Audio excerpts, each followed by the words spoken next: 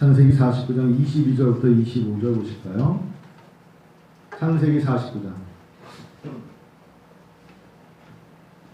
자, 22절부터 25절 같이 봐요. 요셉은 무성한 가지 곧 샘 곁에 무성한 가지라 그 가지가 담을 넘었도다. 칼 쏘는 자가 그를 학대하며 적개심을 가지고 그를 쏘았으나 요셉의 발은 도리어 굳세며 그의 팔은 힘이 있으니 이는 야곱의 전능자 이스라엘의 반석인 목자의 손을 힘입음이라. 네 아버지 하나님께 말미암나니 그가 너를 도우실 것이요 전능자로 말미암나니 그가 네게 복을 주실 것이라. 위로 하늘의 복과 아래로 깊은 샘의 복과 젖먹이는 복과 해의 복이 이로다. 아멘. 누가요? 요셉은 이렇게 나오죠. 제가 9시 예배 때 요셉 이야기를 언제부터 시작했냐면 야곱이 라반의 삼촌 집에서 레아와 라헬, 그때부터 아침 9시 예배를 설교하면서 여러분 하나님의 세계를 이해할 수 있어요? 저는 목회할수록에 거듭 말씀드린다면 하나님의 세계는 이해 못해요. 하나님의 주권은 인정을 해요. 하나님의 주권은 시간이 갈수록 더 깊게 100% 하나님이 하셨어요. 하나님의 주권입니다. 하나님이 통치하시네요. 하나님이 모든 것을 주관하십니다. 라는 것은 시간이 갈수록 100% 인정하지만 사실은 하나님이 하시는 일은 이해가 안 돼요. 시간이 갈수록 이해가 더 안 돼요. 이해가 안 되는 걸 이해가 안 된다고 해야지, 이해가 안 되는 걸 이해가 되는 척 하는 것은 그냥 상대방이 비위 맞추는 거예요. 시간이 갈수록 하나님이 일하시면 이해가 안 돼요. 특히 이건 내 생각과 너무 다른 것, 전혀 말도 안 되는 것을 하나님이 일어나실 때 그거를 저는 솔직히 하나님 저 이해 안 돼요 라고 말하고 싶어요. 당신이 하시는 거 이해가 안 되는데 결국 나중에 기도하고 나면 하나님의 주권하에 하나님이 하셨구나 라고 말할 뿐이에요. 그래서 제가 오늘 설교를 준비하면서 제목을 선을 이루도록 기꺼이 기다려야 한다. 그럼 목회자가요 설교 한 편을 만드는데 드는 시간이 굉장해요. 그렇지 않을 수도 있지만 사실은요. 그리고 제가 하는 설교가 조직신학적으로 성경신학적으로 혹시나 내 개인적인 생각을 할까봐 사전을 들여다보고 또 주석을 들여다보면서 다 맞춰봐야 돼요. 왜냐하면 설교가 한번 나가면 기록되는 거기 때문에 조심스러워요. 그런데 시간이 갈수록 생각하는 건 하나님의 선, 결국 하나님은 선이라는 단어에 선을 이루도록, 협력하여 선을 이루도록 누가? 우리는 기꺼이 기다려야 돼요. 기꺼이 기다리지 못하는 건 포기예요. 제가 지난 금요일날 도둑질하지 말라 설교했어요. 저는 도둑질하지 말라에 여태까지는 뭐 남의 거, 옆에 있는 거 물건 하나, 뭐 옆에 있는 사람 거 뭐 사과 하나 그런 걸 훔친 것 때문에 우리가 하나님 앞에 진노를 받고 어려움을 겪는 거, 그런 건 어린아이 같은 소리예요. 그것을 허락하셨다는 게 아니에요. 그런 것도 우리가 하지 말아야 되지만 정말 하나님의 것을 도둑질해서 하나님 멸망의 마침, 회복이 없이 끝나버리는 게 무엇일까? 그것을 지난 한 주, 2주간에 걸쳐서 생각하면서 딱 하나였어요. 우리가 말로 하는 게 있어요. 나는 하나님의 것입니다. 나의 생명은 하나님의 것입니다. 맞습니까? 나의 생명이 하나님의 것이고 나의 모든 것이 하나님의 것이며 내가 하나님에 속하였다고 말하는 그리스도인들이 아멘하며 고백하며 찬양하며 우리가 그렇게 고백했어요. 그런데 그렇게 고백했던 우리가 예수 안에 있고 하나님의 주권 안에 있으면서 자살을 해요. 생명을 끊어요. 생의 마감을 해요. 그건 도둑질이에요. 이게 아니잖아. 하나님의 것이라며. 네가 하나님께 속했다며. 근데 너가 하나님의 것을 갖고 네 마음대로 약을 먹고 목을 메고 스스로 뛰어내리고 너 어떻게 그럴 수 있어? 너 그 도둑질한 거야. 나의 생명 드렸고 내가 하나님께 속한 거야. 하나님의 것을 갖고 네가 마음대로 네 주권하에 네 생각대로 네 마음껏 굴린 거야. 그건 죄야. 그래도 우리가 연약한 육체가 있으면 하나님이 치료하셔. 마음이 상하면 하나님께서 회복시켜 주셔. 그래서 기꺼이 기다리며 하나님 앞에 다시금 선을 이루도록 하나님은 회개도 하게 하시고 참회하게 하시면서 기다리시잖아. 근데 기다리지 않고 네가 스스로 목숨을 끊으면 하나님은 어떻게 기다려주시니? 그런 마음에 하나님 앞에 도둑질하지 말라를 소유권을 갖고 들여다보니까 소유권이, 내 생명의 소유권이 하나님께 있어요. 내게 아니에요. 소유권이 누구에게 있어요? 솔직히 말해보세요. 하나님 거예요. 하나님 오늘 거두어가시면 거둬가는 거잖아요. 근데 내가 어떻게 내 결정권을 가져요?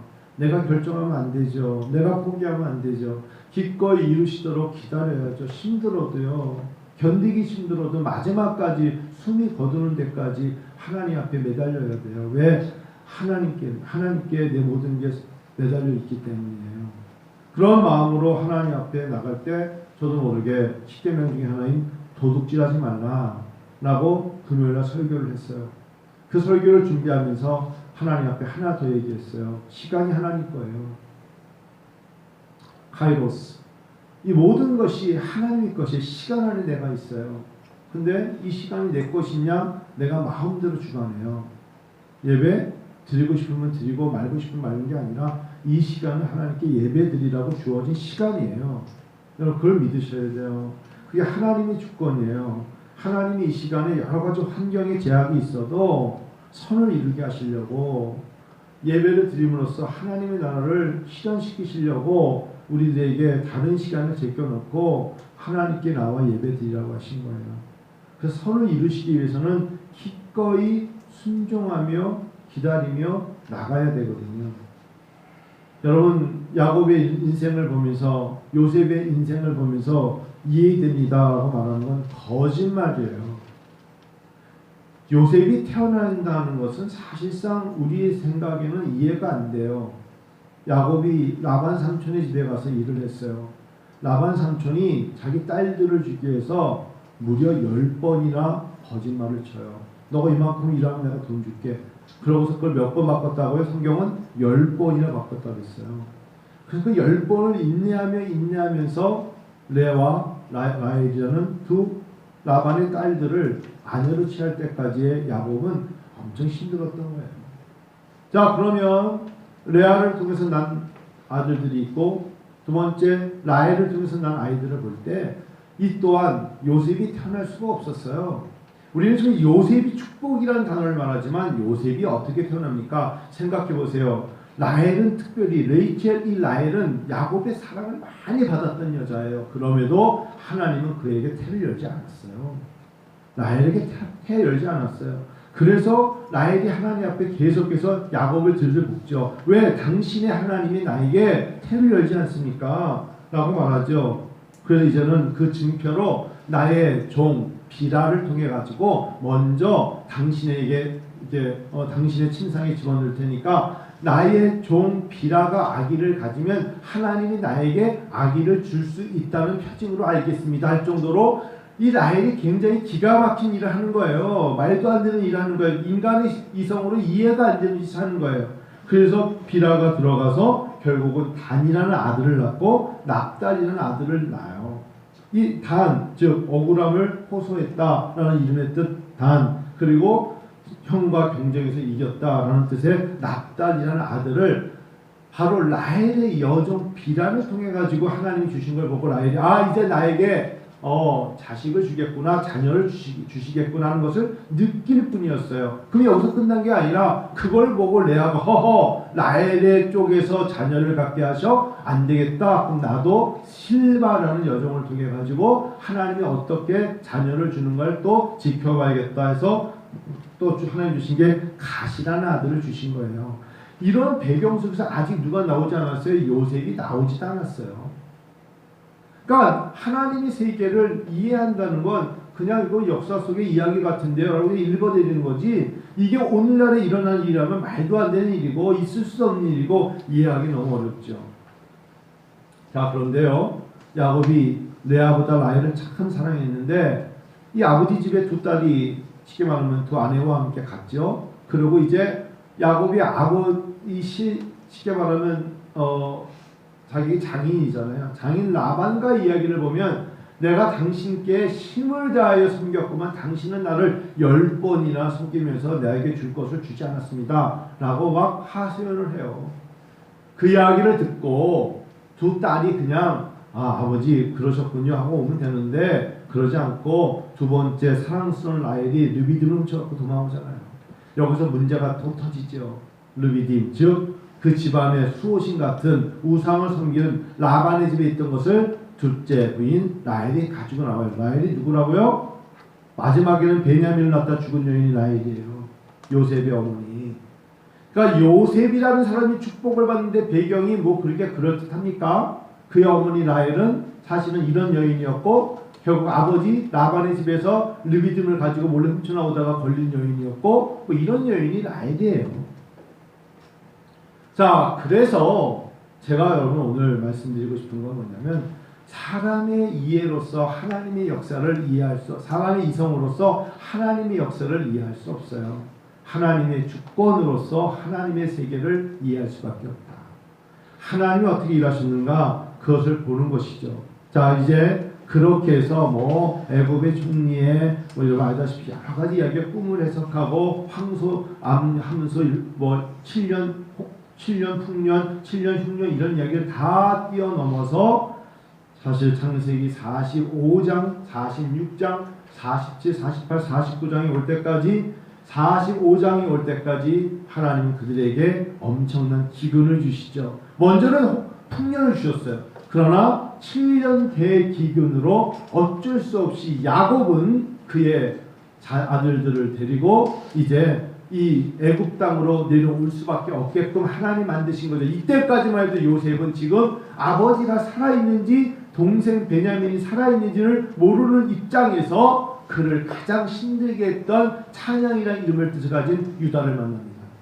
여기서 유다를 통해서 요셉은 마음의 변화를 갖죠. 왜? 유다가 마지막에는 이렇게 합니다. 야, 너희들 가가지고 너희 막내를 데려다가 불모로 삼아야만 내가 너희들에게 양식을 주지. 가서 네 동생 데리고 와. 그러니까 유다가 뭐라냐면 저에게 정말 사랑스러운 동생이 한 명 있습니다. 말째입니다. 베냐민이라고 합니다. 요셉의 마음은 어땠을까? 아, 내 동생이 살아있구나. 그러면서 물어보죠. 그래, 아버지는 어떠시뇨? 우리 아버지요? 아버지 살아계십니다. 그때 요셉의 마음속에 아버지도 살아계시는구나. 동생을 데리고 와야 너에게 양식을 준다니까 찬양 이름을 가진 유다가 말하기를 아예 저를 불모로 삼으시죠. 자기 자신을 오히려 내어주려는 그 자세를 보고 요셉의 마음이 풀리는 게 바로 창세기 44장이에요. 그러고 나서 창세기 45장에 가서 여러분 일부 예배 때 읽었습니다만 45장을 보시고요. 창세기 45장 1절부터 한번 보실까요? 자, 같이 읽을까요? 요셉이 시작. 요셉이 시종하는 자들 앞에서 그 정을 억제하지 못하여 소리질러 모든 사람을 자기에게서 물러가라 하고 그 형제들에게 자기를 알립니다. 그때 그가 함께한 다른 사람이 없었는데 2절 요셉이 큰 소리로 우니 애굽 사람에게 들리며 바로의 군중에 들리더라. 3절 요셉이 그 형들에게 이르되 나는 요셉이라 내 아버지께서 아직 살아 계시니까 형들이 그 앞에서 놀라서 대답하지 못하더라. 4절 요셉이 형들에게 이르되 내게로 가까이 오소서. 그들이 가까이 가니 이르되 나는 당신들의 아우 요셉이니 당신들이 애굽의 환자라. 5절 당신들이 나를 이곳에 팔았다고 해서 근심하지 마소서. 한탄하지 마소서. 하나님이 생명을 구원하시려고 나를 당신들보다 먼저 보내셨나이다. 자, 여러분 오늘 창세기 49장 22절 25절을 읽을 때 요셉은 축복의 사람이라고 말하기 전에 하나님은 어떻게 요셉을 이렇게 총리 대신 전국의 총리로 가장 좋은 자리에 주시고 많은 역경이 있었지만 요셉을 쓰셨는지 아십니까? 성경 어느 곳을 봐도 요셉은 원망하지 않았어요. 저는 오늘 이 말씀을 준비하면서 제 자신에게 말하고 싶었어요. 하나님, 평생 목회를 하던 일을 하던 살아가면서 어떠한 경우에도 하나님의 이 주권하에 있는 우리가 인생의 신앙의 경로를 걸어가는 우리가 하나님 절대로 원망하지 않습니다. 사람은 자기가 어려움을 닥치면 제일 먼저 타설합니다. 왜라는 질문을 합니다. 왜? 그리고 자기도 모르게 탓의 근원을 찾습니다. 맞아. 내가 이렇게 형들에게 사실은 팔려온 것은 나의 어머니 라헬 때문이냐 이렇게 생각할 수 있습니다. 창세기 30장부터 들여다보면 유난히 야곱은 요셉에게 긴 소매 옷을 채색 옷을 입혔어요. 왜 형들이 그를 보고서 시기와 질투를 했냐면 야곱 때문입니다. 야곱이 유난히 요셉을 사랑스러워하셨어요. 용모도 준수하고 아주 뛰어난 이 아이를 보면서 아버지 야곱은 특별히 대우를 했어요. 그래서 옷을 보면 채색 옷을 입혔으니까 성경 그대로 보면 형들이 그를 보고 질투하더라. 가만히 안 놔둘 거야. 왜 우리 사랑은 재만족 이런 건 사실상 요셉은 준 옷을 입은 거잖아요. 그런데 준 건 누구예요? 아버지 야곱이 준 거고 어머니 라헬이 준 거예요. 요셉이 뭘 잘못했어요? 그런데 그 형들이 시기가 등등하고 가만히 안 놔둘까 해서 웅덩이를 파고 갖다가 묻어버리자 하다가 죽일 수 없으니까 미디안 사람에게 팔아버렸단 말이에요.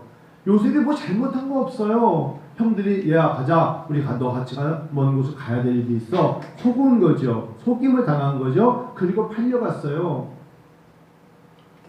그런데도 불구하고 그는 한 번도 아버지의 특별 대우를 받아서 이렇게 된 것에 대하여 성경 어디를 봐도 요셉은 원망하지 않더라고요.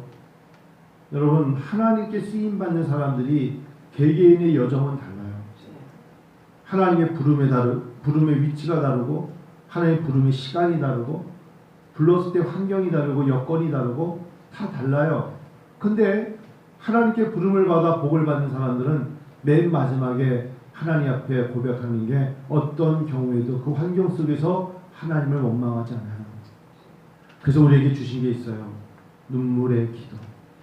힘들고 지치니까 하나님 앞에 그냥 기도하며 울 뿐이죠.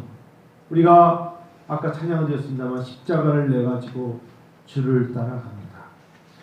그러니까 하나님 앞에 십자가라는 게 아주 무겁잖아요. 주님이 지신 십자가를 지고 따라가는 거예요. 원망하지 않아요. 어차피 내가 져야 될 십자가이기 때문에 십자가를 지고 따라가는 겁니다. 성경을 보니까 요셉이 어떤 경우에도 하나님을 원망하지 않고 힘들 때마다 성경은 오히려 하나님이 그와 함께 하시더라. 이렇게 넘어가요. 그러니까 우리가 기도할 때 하나님 너무 힘들고 지치면 하나님 함께 해주세요. 이 환경을, 이 어려움을, 이 역경을 어떻게 이길 수 있겠습니까? 내 힘으로 능으로 어떻게 감당하겠습니까? 라고 말하면서 하나님 앞에 원망보다는 함께 해주세요. 하나님 동행해 주세요. 익부이지치의 이야기입니다. 아버지와 어머니 목회자 가정에서 그가 컸던 익부이지치가 태어날 때부터 발가락 하나밖에 없이 엄지발가락으로 자기를 중심 삼아야 되는 익부이지치가 하나님 앞에 배운 거라곤 원망보다는 감사의 기도였다고 합니다. 아버지가 어머니가 그렇게 정말 사랑 같지 않은 아이를 태어났을 때 그 아이가 몇 번이나 자라고 싶을 때마다 원망하지 말고 하나님께 감사의 기도를 드리는 것 외에는 어떤 위로도 없었다. 여러분 익부이지치를 모르는 사람은 없지 않습니까? 원망하지 마세요. 왜 나냐고 원망하지 마세요. 왜 나만 이러냐고 원망하지 맙시다. 왜 나에게 이런 어려움과 고난과 고통이 다른 사람보다 내가 더 많이 받느냐고 원망하겠다. 하나님은 하나님의 주권하에 결국은 고백하게 하실 것을 여러분 기꺼이 기다리셔야 합니다. 기다려야 해요. 그것도 기꺼이 기다리십시오. 어차피 기다릴 거라면 기꺼이 기다려야 됩니다. 먼 날 하나님이 기꺼이 기다리는 자를 통하여서 고백하게 하실 거예요. 할렐루야. 요셉을 통하여서 요셉의 인생이 절대 쉽지 않았어요. 요셉의 인생이 절대 쉽지 않은 것은 야곱을 보면 더 쉽지 않았어요. 그래서 라반이라는 삼촌하고 막 다툼이 있다가 이제 화해하고 삼촌 됐죠? 이제 당신의 딸들 레아하고 라헬을 데리고 떠나갑니다 했더니 이번에는 바로 32장에 가서는 형 에서가 죽이겠다 또 쫓아오잖아요. 이제 또 형하고 이제 화해를 하고 나니까 곧바로 세겜성에 있는 자기 딸 디나를 이놈들이 데려다가 강간을 해서 그러지 말라고 했는데 레이와 시므온이 또 가서 성 안에 있는 남자들을 다 칼로 죽이잖아요. 야곱이 아들들 시므온하고 레이한테 절대로 가서 사륙하지 마라. 하나님 원치 않는다 했건만 두 아들이 말 듣지 않고 가서 또 세겜성에 가서 사람들을 죽이는 것 때문에 도망을 쳤잖아요. 도망을 치는 것이 창세기 34장으로 끝나고 35장에 다시 베델에 올라가는 모습. 35장에서 결국 라헬이 베냐민을 낳다 또 죽지 않습니다. 야곱의 인생은 정말 고난의 연속이었어요. 그 고난의 연속 속에 그 고난을 보고 나중에 그것을 바라봤던 아들이 요셉 아닙니까? 두 번째, 여러분, 저는 창세기를 31장부터 마지막 장까지 보면서 이 사람만큼 원한과 분노란 단어로 평생을 살아도 될 것 같은 사람의 이름을 전하면 요셉을 될 것 같은데요. 내가 뭘 잘못했습니까, 형님들? 내가 뭘 잘못했기에 나를 팔아다가 이 미디안 땅에 아무도 모르는 곳에 나를 보내고, 그리고 나를 또한 감옥에 들어가게 하고, 내 인생이 왜 이렇습니까? 이해가 안 됩니다 라고 말하고 싶은 사람, 여러분, 꿈을 해석을 절하는 사람 요셉, 그건 나중 이야기예요. 꿈은 하나님이 그가 감옥에 있을 때 술 받던 사람, 즉 술 따르는 사람, 떡을 만드는 사람, 이런 이야기들은 하나님의 역사고, 요셉으로 볼 때 요셉은 그야말로 비참한 인생이에요. 나이 30이 될 때까지 그는 계속 팔려가는 인생, 갇혀있는 인생으로 살던 자가 바로 요셉 아니었습니까? 원한, 분노, 이 단어를 가지고 젊은 날에 살아가고 수밖에 없는 사람, 요셉이었다. 근데 제가 어디를 봐도 요셉이 분노하였더라. 요셉이 그들을 용서하지 못할 것처럼 원한을 품더라. 성경 그렇게 없었어요. 요셉은 어찌 보면 오늘 45장을 읽으면서 다른 사람을 물러가게 하고 사람이 없었을 때 바로의 궁중에 들릴 정도로 울더라. 이 마음에 뭐가 있었을까요? 용서의 사람 요셉이었다. 용서의 사람 요셉입니다. 제가 이제 목사 안수를 받기 전에 제가 뉴욕에서 목사 안수를 받았어요. 근데 갔더니 뉴욕 노예의 목회원들이 저한테 목사 안수를 주기 전에 마지막 질문을 합니다. 한 목사, 네, 이제 자네 목사야, 강도사가 아니야. 네, 자 마지막으로 우리 여기 이제 목사 안수를 오늘 받잖아. 네, 가운이 준비됐어. 네, 마음속에 맺혀 있는 사람 있으면 풀어. 마음속에 목사가 되기 전에 마음속에 맺혀 있는 사람이 있으면 이걸 풀어. 그래야 하나님이 자녀를 통하여 다른 사람에게 기름을 부으네. 그게 안 잊혀져요. 그래서 그 짧은 시간인데 이름을 전하는 게 아니야. 자네가 이제 여기 앞에 강단에서 사람들 앞에서 목사 안수를 받겠다고 꽃다발 든 사람도 있고, 자네 안에는 지금 한복을 입고 저 앞에 앉아 있고 사람들이 있는데, 우리 지금 목사 안수를 준 6명과 자네까지 7명이야. 거기에 이제 서울에서 목회했던 목사님들 비행기를 타고 와서 있는데, 그 중에 노회장은 뉴욕에 사시는 분이 그 얘기를 하시는 거예요. 맺힌 것을 풀어. 그것을 하나님이 가장 원하시는 거야. 목사가 된다면 또 살아가면서, 나도 뉴욕에 산 지 30년이 넘었지만 사람들과 많이 맺혀가는데, 무슨 일을 하던 간에 잘 안 되는 이유가, 다른 건 실수도 괜찮은데 사람과 맺혀가면 하나님이 열지를 않네. 근데 그 목사님이 돌아가셨어요. 그러고 나서 얼마 있다가, 나이도 좀 그렇게 많지 않으셨는데 당이 너무 높으셔가지고, 이 당뇨 때문에 겨우겨우 걸어 나오셔서 하시면서 그분이 자기 종말을 아신 거예요. 그래서 하신 말씀이, 맺힌 게 있으면 풀어. 여러분, 맺힌 게 있으면 푼다는 게 용서하라는 거잖아요. 그 사람은 못 알아들어도 당신은 오늘 기름 부으신 하나님 앞에서 그 사람을 그냥 용서해. 근데 뭐 사실 그때까지 뭐 이렇게 누구를 이렇게 꼭 용서를 할 만한 사람이 뭐 그렇게 뭐 사실 없었어요. 그래서 그냥 하나님, 혹시 제가 실수한 거 있거나 그런 마음이 있으면 용서해 주세요 라고 그냥 말했거든요. 근데 오히려 목사가 된다면 보니까 맺혀 있는 인간들이 엄청 많아. 이게 목사가 되기 전까지는 맺힌 게 없었는데, 목사가 돼서 목회를 하다 보니까 너무 많이 맺혀. 그래서 이제는 하나님 앞에 이쯤 되면 요셉을 통해서, 오늘 예배를 통해서 사랑하는 성도들과 제가 하나님의 다시 성령의 기름 부으심을 통하여 고백한다면 어떤 일을 시작하고 어떤 일을 준비하며 어떤 일을 감당할 때 하나님이 형통케 하신다는 건 전제 조건이 뭐냐? 맺힌 게 있으면 하다가도 멈추게 되고 하다가도 막히고 하다가도 어렵게 돼요. 하나님 앞에 우리가 흥에 겨워서 모든 일을 준비하고 하지만 맺힌 것이 없도록 하나님 앞에 고백하는 입술 될 때 하나님이 원활히 성령의 단비를 부을 때 거침이 없이 충분히 적셔지시기를 축원합니다.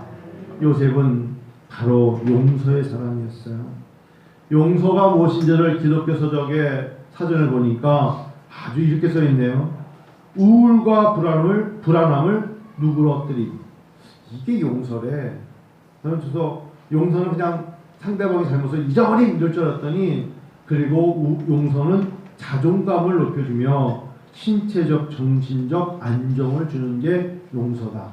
가만히 보니까 의학적인 것 같은데 맞아요. 용서할 때 내가 굉장히 안정감이 생겨요. 용서하지 않고 막 내가 원한을 품고 무엇인가 흥분됐을 때 안정적이지 못하잖아요. 하나님 우리가 안정적이기 원하고 정상적이기 원하잖아요. 그럴 때는 만족감과 자존감을 주시기 위해서라도 내가 용서해야 돼요. 나에게 용서란 단어가 정말 낯설거나 용서의 마음이 안 생기면 나도 모르게 어떻게 하고 있는 자세라고요? 우울증이나 불안함을 가지고 있다는 거예요. 누군가를 용서하지 못한다는 건 당신은 우울증 환자야. 불안한 사람이야. 그걸 또 말하면 용서할 마음이 없는 사람은 누가 나의 자존심을 건드렸어? 라고 또 난리치겠죠. 여러분, 분노가 치밀어 오른다는 이런 단어가 예수 믿는 자들에게 사라져야 합니다. 분노가 치밀어 오른다. 그리스도의 피로 죄사함을 받고 구속함을 받은 우리가 분노가 치밀어 오르면 안 됩니다. 믿습니까? 세상을 보며 세상에 대한 이야기를 해도 그렇고, 특별히 예수 믿는 사람끼리 예배를 드리고 하나님의 일하는 사람들 통해서 누군가의 실수와 누군가의 어려움과 나에게 어려움을 끼쳤다고 그 사람과 그 일에 분노가 치민다고 말하면 안 됩니다. 이것은 하나님의 일이 아닙니다. 그건 사단이 우리를 지배한다는 것입니다. 여러분, 그래서 용서는요, 사건이 아니라 오늘 하루하루의 시간의 과정입니다. 오늘도 그 용서의 과정에 내가 걸음을 걷고 있는 것이죠. 그래서 한 번에 내가 형제님을 용서했어! 라는 그런 감정이 아니라 하나님 앞에 진정한 결단이어야 됩니다. 순간적인 감정이 아니라 이젠 하나님 앞에 내 결단을 통해서 회복을 얻어야 합니다. 요셉은 바로 그랬던 사람입니다. 그래서 오늘 창세기 45장을 통해서 그의 마음이 보이지 않습니까? 당신들이 나를 이곳에 팔았다고 해서 근심하지 마소서, 한탄하지 마소서. 하나님이 생명을 구원하시려고 나를 당신들보다 먼저 보내신 거예요. 이 얼마나 멋진 요셉의 기근으로 죽을 수밖에 없는 이들을 살리려고 하나님이 아버지와 형님들을 살리려고 많은 어려움이 있었지만 저를 이 중동 지역의 애굽 땅에 바로 앞에 먼저 보낸 거예요. 형님들, 이 자세가 바로 축복의 사람 요셉이었던 것입니다. 저는 금요일부터 토요일 두 가지 성경을 읽을 수밖에 없는 마음의 상태가 있었어요. 창세기를 계속 읽고 있었어요. 창세기를 읽다가 허리가 아프면 잠깐 나갔다 하고 다시 창세기를 또 읽다가 하나님 저에게 창세기에 주신 말씀을 마음을 주세요 하고 또 읽다가 나갔다 오고, 또 오후에 설교가 있으면 시편을 1편부터 계속 티칭 시편 이런 책을 가지고 계속 시편을 읽다가 또 나갔다 오고, 그러니까 사실상 목사가 뭐 이렇게 왔다 갔다 하는 것 같지만 계속 성경을 읽고 묵상하다가 또 나갔다가 오고, 또 눈에 보는 게 있으면 뭐 일을 하다가 또 들어와서 창세기를 또 막 읽으면서 마음속에 하나님, 제가 혹시나 아직도 목회하면서 누군가를 원망하거나 탓하거나 말이라도 내가 분노가 치밀어 올라 라고 말하는 사람과 그런 게 있었다면 진심으로 용서하소서. 그리고 결단합니다 라고 고백할 수밖에 없죠. 하나님은요, 우리를 회복시켜 주시고 우리를 치료하시기 원하세요. 다시요, 하나님 우리를 회복시키시기 원하세요. 회복되기 원해요. 처음에 주님이 만났을 때로 회복되기 원하고, 하나님은 나의 자꾸 연약해지고 병들어가는 나를 치료하기 원하세요. 그런데 제가 지난 주일날도 참을 수 없는 마음이 하나님의 뜻을 가로막는다 그랬잖아요. 마찬가지로 참을 수 없는 마음이 치유 과정을 가로막아요. 조금 더 참아야 돼요. 그것을 기꺼이 기다려야 돼요. 그 일이 이루어질 때까지 인내하며 기도하며 기꺼이 기다리는 자세로 가면 간증하게 되어 있어요. 힘들고 지치지만 간증하게 되어 있음을 믿으세요. 그게 목회예요. 그래서 그게 참 무거워요. 무겁기 때문에 하나님 앞에 참을성이 없는 거거든요. 근데 무겁죠. 무겁다는 표현이 목회자 입에서 이보다 더 어떤 다른 표현이 없어요. 어찌 이렇게 목회가 점점 무거워지는지, 뭐 이런 거 있잖아요. 참 무겁다. 삶이 참 무겁다. 어깨가 무거운 게 아니고 삶이 참 무거워요. 그러니 주의 십자가는 얼마나 무거우셨을까. 요셉이 왜 축복의 사람이라고요? 원망하지 않았고요. 두 번째는 용서의 사람이었어요. 제가 어제 하나님 앞에 글을 쓰면서 하나님 제 눈에는 이것밖에 보이지 않아요 그랬어요. 마지막에는 하나님, 제가 시편을 읽고 창세기 1장부터 50장까지 여러 번 읽으면서 하나님 앞에, 하나님 제 눈에는 이거밖에 안 보여요. 그러니까 제 마음속에 주님이 제 귀에 그러시는 것 같아요. 너의 눈에는 그것밖에 보이지 않아. 그러신 것 같아요. 너의 눈에는 그것밖에 보이지 않아. 보이지 않지만 나의 계획이 있어. 그러니까 기꺼이 인내해. 네가 보고 있다면 그렇게 인내하겠니? 그런 마음이 드는 거예요. 저희 눈에는 이것밖에 보이지 않아요. 마지막으로 하나 더 한다면요, 요셉이 왜 이렇게 하나님 앞에 창세기 49장 통해서 칭찬을 많이 받을까 생각해 봤거든요. 49장에 여러분, 요셉은 무성한 가지 곧 샘 곁에 무성한 가지라 그 가지가 담을 넘었다. 요셉을 통해서 너의 자녀들도 잘 될 거야. 담 넘었잖아. 여기 너희 안에 있는 것만 딱 넘는 게 아니라 담을 넘어서까지도 옆 사람에게, 옆집에게도, 옆 동네에도 영향을 끼치면서 잘 될 거야. 저는 알아요. 사람이요, 그 사람을 생각하면 죽음의 냄새가 나는 사람이 있고 향기의 냄새가 나는 사람이 있어요. 극단적인 평가하면 죽음의 냄새예요. 가까이 하고 싶지 않다는 거죠. 상대하고 싶지 않다는 거예요. 누가 여러분 썩은 냄새 있는 거 가겠어요? 그렇죠? 죽음의 냄새를 향기의 냄새로 바꾸는 게 바로 하나님의 은혜예요. 똑같이 죽음의 썩은 냄새가 나는 우리를 십자가의 보혈로 우리를 향기나는 냄새로 바꾸시니가 주님이셔요. 그것이 은혜란 단어예요. 하나님의 주권을 인정할 수 있는 건 은혜를 체험해야 돼요. 하나님의 은혜가 있는 곳에 하나님은 과거보다 부족하지만 현재와 미래를 바라보는 눈을 주시잖아요. 여러분 잘 모르시겠지만 사실은 찰스 콜슨이라는 사람이 있습니다. 제가 미국에 있을 때 저희 교수님이 이 책을 읽고 리포트를 써가지고 찰스 콜슨이라는 사람이 쓴 책을 가지고 읽었던 책이 있는데, 이 사람은 여러분 닉슨 대통령 때 그 워터게이트 사건, 이 사람이 쓴 책 중에 이런 책이 있습니다. 백악관에서 감옥까지라는 책이 있어요. 찰스 콜슨은 지금도 미국에서 가장 참 열심히 하는 선교단체 하나가 바로 교도소 선교입니다. 프리즌 펠로십이라는 교도소 선교회. 미국에 어떻게 이렇게 교도소 선교회가 모든 교도소마다 다 있을까? 이 찰스 콜슨 때문입니다. 1914년도에 닉슨 대통령의 그 워터게이트로 자기가 책임을 지죠. 이건 대통령님 제가 책임지겠습니다 라고 본인이 다 뒤집어쓰고 7개월에서 9개월 동안 감옥에 들어갑니다. 정말 억울한 거였어요. 자기가 다 뒤집어 쓴 거 나중에 드러났죠. 근데 그 기간에 있으면서 예수를 만나죠. 너무 승승장구해서 예배도 못 드렸고 기도도 못하면서 자기가 이 정도 될 때까지 그냥 찰스 콜슨은 자기의 자랑으로 살았는데 억울하죠.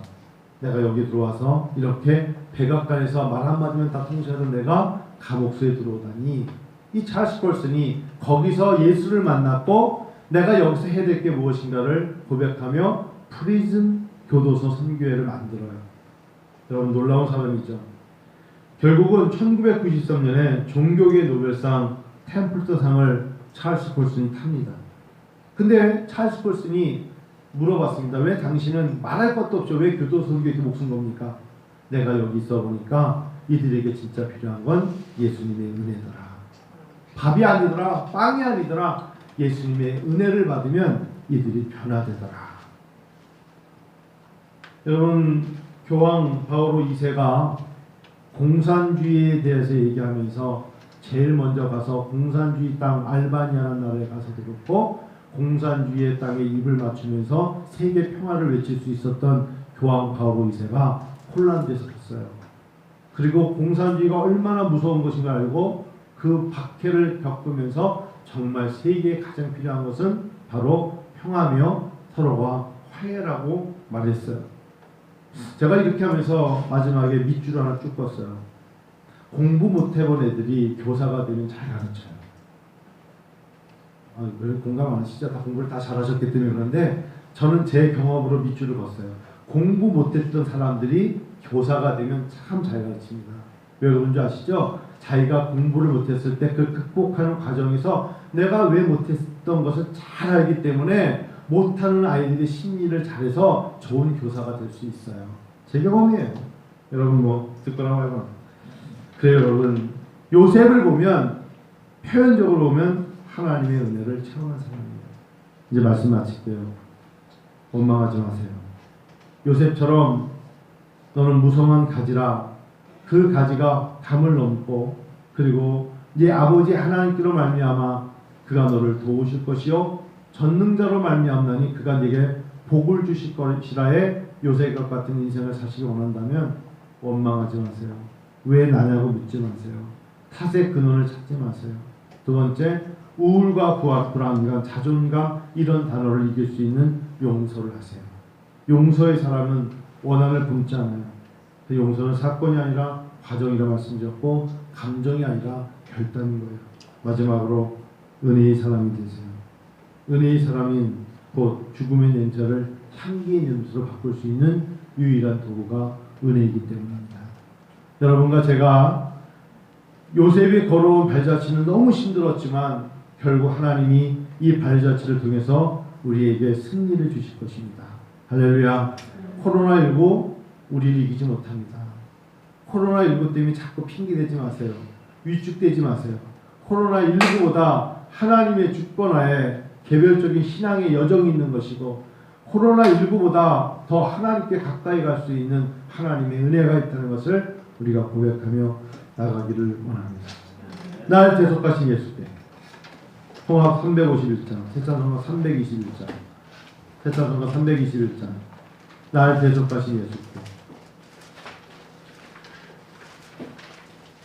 전지사님, 문지사님 되게 피곤하실 거예요. 왜냐하면 막 시작하시는 거 있더니 힘드실 거예요. 전지사님 몸무게 한 5kg 빠지신 것 같아요. 2kg? 2kg면 3kg 더 빠지셔야 될 것 같은데 힘드시죠? 왜냐하면 그냥 일일이 다 페인트칠도 하고 오늘 5시였네요. 새벽 5시였나요? 4시 반쯤 오니까 나오니까 또 비가 쏟아질까봐 다시 저하고 들여놓고 그랬는데 제가 잠깐 이제 새벽기도 하시고 갔다 오니까 또 안에 또 들여놓으셨더라고요. 혼자 들고 쉽지 않으셨을 텐데 어젯밤에 페인트칠하고 2kg 빠지셨다고 그러니까 또 언제 재보셨대? 일단 잘 되기를 기도해 주시고 여러분 오늘 점심은 청년부에서 아이스크림을 쏜답니다. 설교는 다 잊어버려서 들어놓을게요.